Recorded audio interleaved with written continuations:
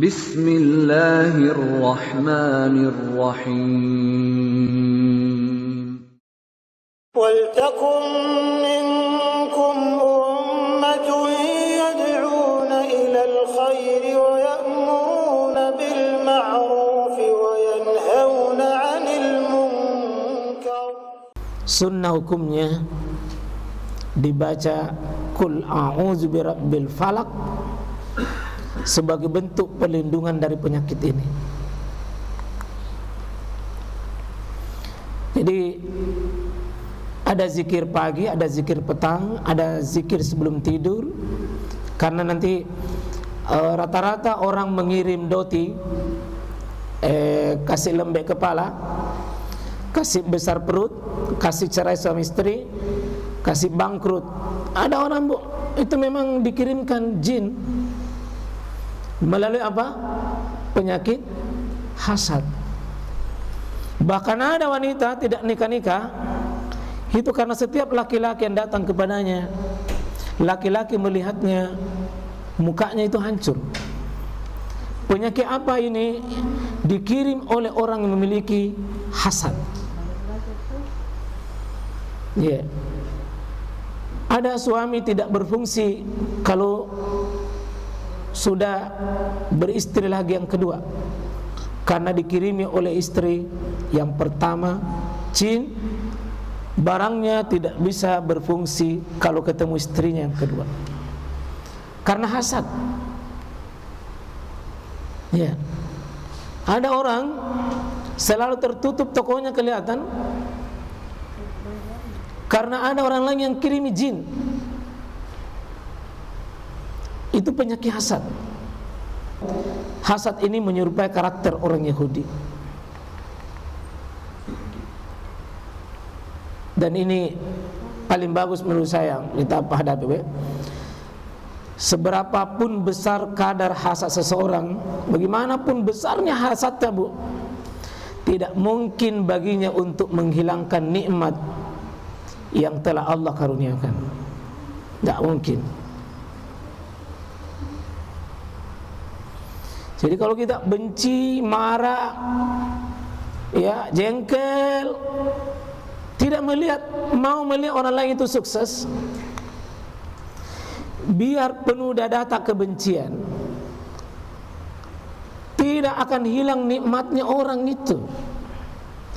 Betul-betul bodoh ini kalau kita yang mau mengeluarkan energi besar hanya mau menghalangi orang untuk sampai rezekinya, dan ini hebatnya Allah yang dihalangi.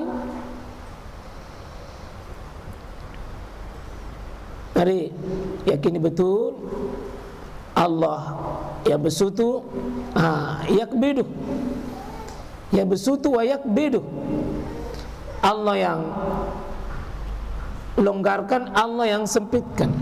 Allah yang longgarkan, Allah yang sempitkan. Yang keenam, hasad bertolak belakang dengan iman yang sempurna.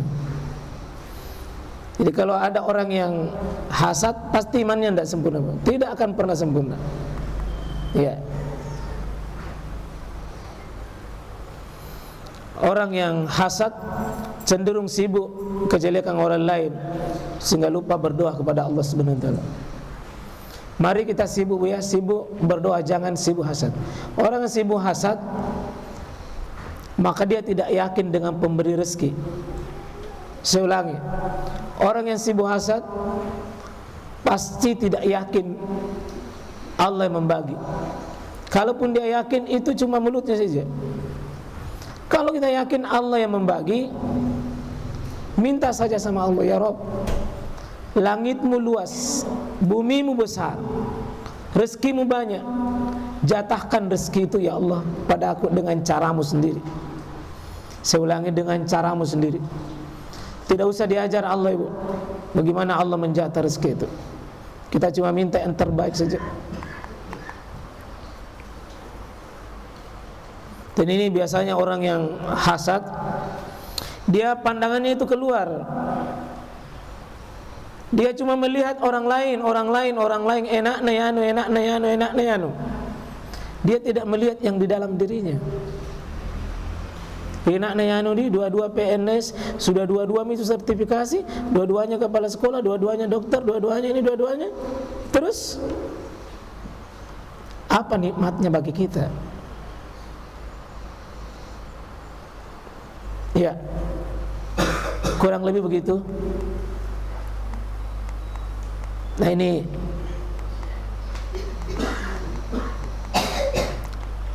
sekarang kita mau cek hasad itu pada diri kita. Ini tingkatannya. Berkeinginan nikmat yang ada pada orang lain itu hilang. Jadi kalau ada orang pegang HP, kita bilang hilang lalu. Yang penting hilang saja, yang penting hilang. Entah mau kemana, yang penting tidak ada pada orang itu. Ini aslinya hasad. Kalau ada orang pengantin baru cerai lalu kok, itu hasad. Ada orang pakai motor baru, dia bilang tabrak lalu kok.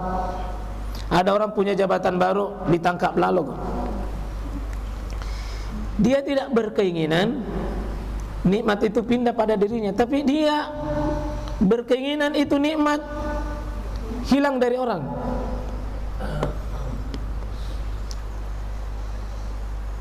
Ini gimana nih? Kalau ada orang suka menghafal, mudah anak lupa lalu. Iya. Penyakit penghafal ini, kalau tidak mau disaingi,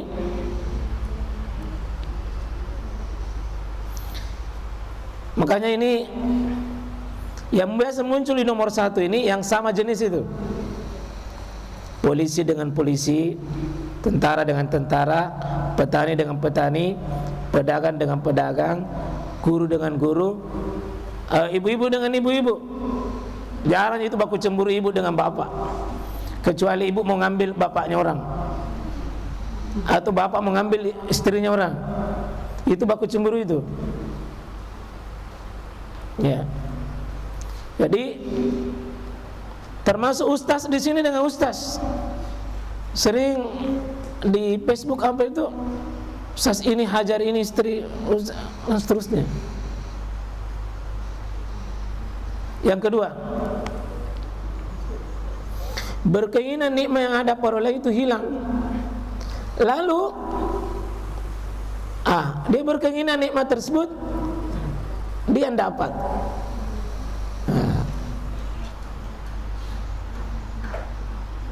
Ini yang kurang bagus. Yang mana lebih kejam ini, nomor 1 nomor 2 ini? Nomor 1 nomor 2 Bu? Kalau kita doakan orang supaya hilang nikmatnya, tapi terserah hancur apa yang jelas. Tapi nomor 2 ini hilang tapi pindah sama saya. Nomor 2 Pak. Yang mana paling sering kita lakukan?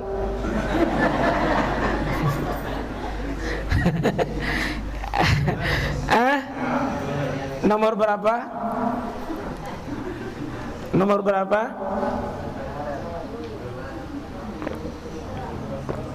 Dua-duanya. La haula wala quwwata illa billah. Bersihkannya. Kita doa Nabi itu ada salah satu doa Nabi. Allahumma ati nafsi taqwaha. Lalu berniat ke dalam kita, ya Allah, jangan racuni amalku dengan penyakit dengki. Saya tulis ya, ditulis-tulis saja kalau ibu dengan Allahumma ati nafsi taqwaha. Ya Allah, berikanlah saya hati, jangan sibuk memikirkan orang lain. Ya, kalau perlu usahakan tidak tahu rezekinya orang, bagi kita tidak pusing. Allahumma ati nafsi taqwaha. Allahumma ati nafsi taqwaha. Tidak terlalu pusingi rezekinya orang.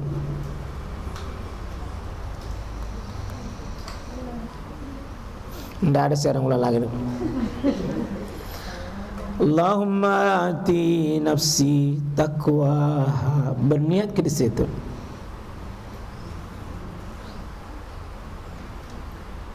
Termasuk itu kalau arisan digocang, merah semua mukanya, menunggu siapa garangan. Sekalinya nah ini ya misalnya bulan lalu dia, bulan ini kami memang banyak nomornya tahu. Kita sedikit nomor tak. Kalau mau tidak diundi bagus. Jangan ikut arisan, pergi menabung. Tidak ada undian. Ada hasad yang ketiga. Dia tidak punya masuk pada nikmat orang lain, tidak bermaksud. Tapi namun dia ingin orang lain tetap dalam keadaannya yang kurang itu, yang miskin, yang bodoh, berkekurangan, yang jelek. Tidak mau kalau naiki kelasnya itu orang. Kalau dia miskin, biar tetap miskin. Kalau kau bodoh, tetap bodoh. Kalau kau lemah, tetap lemah. Kapan dia naik, dia cemburui. Ini juga hasad. Biasa itu orang ini. Sama saja dulu itu tinggal. Saya itu kasih sekolah. Sama saya dulu ikut gerobak-gerobak itu. Apa maksud tak kemukakan yang begitu? Kalau merasa disaingi, kena ini. Tapi kalau merasa berbahagia ceritakan, alhamdulillah sama saya dulu ikut, kemudian saya kasih bina, lalu menjadi baik, tergantung niatnya. Tergantung niatnya. Karena ini bisa menghilangkan amal soleh kita. Ya. Ya ayyuhalladzina amanu la tubtilu shadaqatikum bil manni, menyebut-nyebut. Lalu bangga, dan kebanggaannya membuat apalagi kau tersakiti orang yang diceritakan itu. Namanya azab.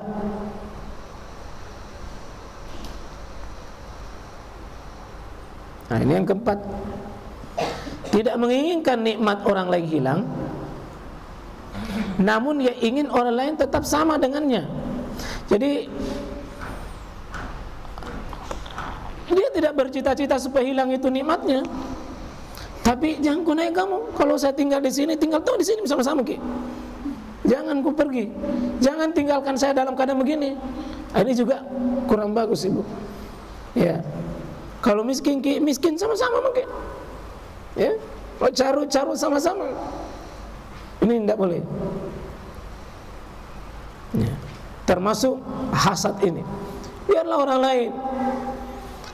Kalau bisa, tak kala saya tidak bisa maju maki. Tak kala saya tidak bisa maju ki. Ya.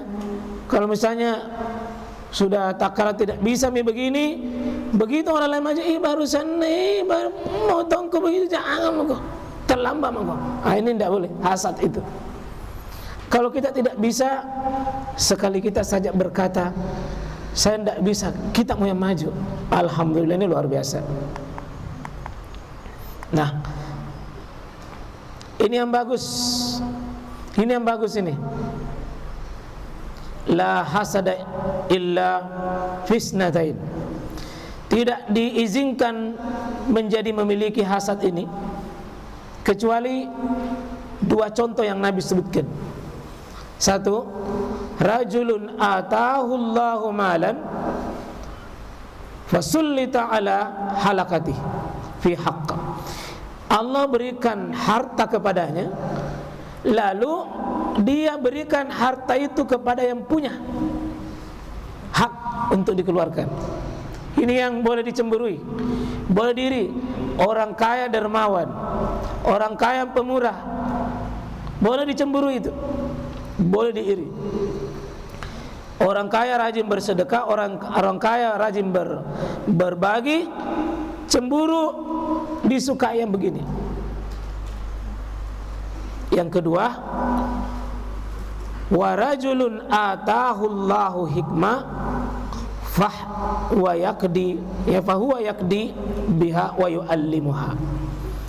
Ya, jadi fahuwa yakdi, mungkin salah pencet waktu ditulisinnya. Fahuwa yakdi biha wa yu'allimuha.